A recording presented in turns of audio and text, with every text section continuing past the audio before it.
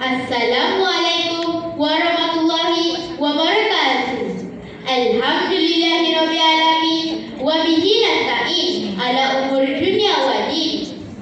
Hidup berjiran kena bersabar. Hadirat semua, apa khabar? Semua sehat? Alhamdulillah. Kawan-kawan, kena tak kira saudara semua? Kena terbaik. Tapi saya nak tanya lah, kita ni tahu tak ada berjiran? Marilah sahabat dengarkan nasihat, jaga adab berjiran, lahir mukmin yang hebat. Inilah tajuk tazkirah saya, jiran beradab membawa berkat. Apa itu jiran? Jiran atau tetangga, maksudnya orang yang tinggal berhampiran dengan kita. Tahu kan? Biar tahu, jangan keliru. Yelah, sekarang semua saya gadget. Jiran sebelah rumah pun kadang tak kenal. Tapi Islam ajar kita supaya menjaga hubungan baik dengan jiran. Sabda Nabi, "Man kana yu'minu billah wal yawmil akhir falyukrim jarahu." Barang siapa yang beriman dengan Allah dan hari akhirat, maka hendaklah memuliakan jirannya. Riwayat Al-Bukhari dan Muslim. Ya, kita ni orang Islam, kenalah tahu adab berjiran. Barulah iman kita sempurna. Yang macam tu, berbuat baik kepada jiran, pesanan Nabi sepanjang zaman. Saling hormati tiada sepadan, agar hidup penuh keberkatan.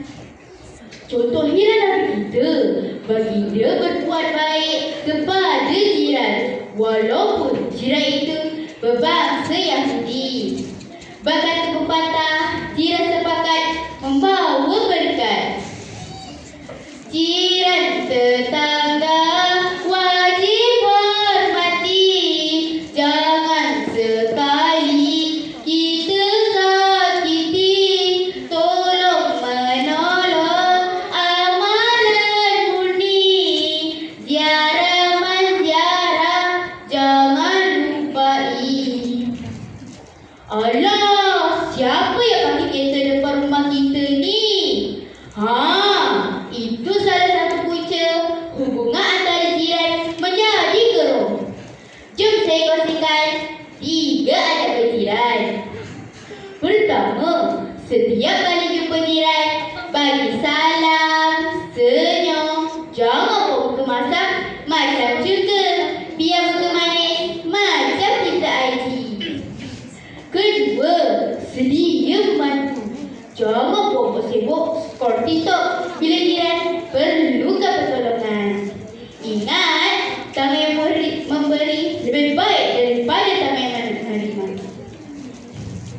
Ketiga, jaga adab, jaga suasana. Kalau pasal awkward, jiran tak boleh tidur, dah tahu.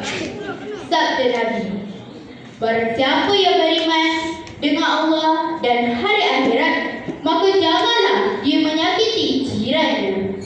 Riwayat Al-Bukhari dan Muslim. Contoh kejiranan yang terbaik di tamat tak perlu saya faham daripada keakraban mereka. Mereka solat subuh umpama solat Jumaat, viral. Akhir kata, ada berjiran perlu dilaksana, ukhuwah dibina sesama tetangga. Moga barakah dinikmati bersama, redha Allah sangat indah.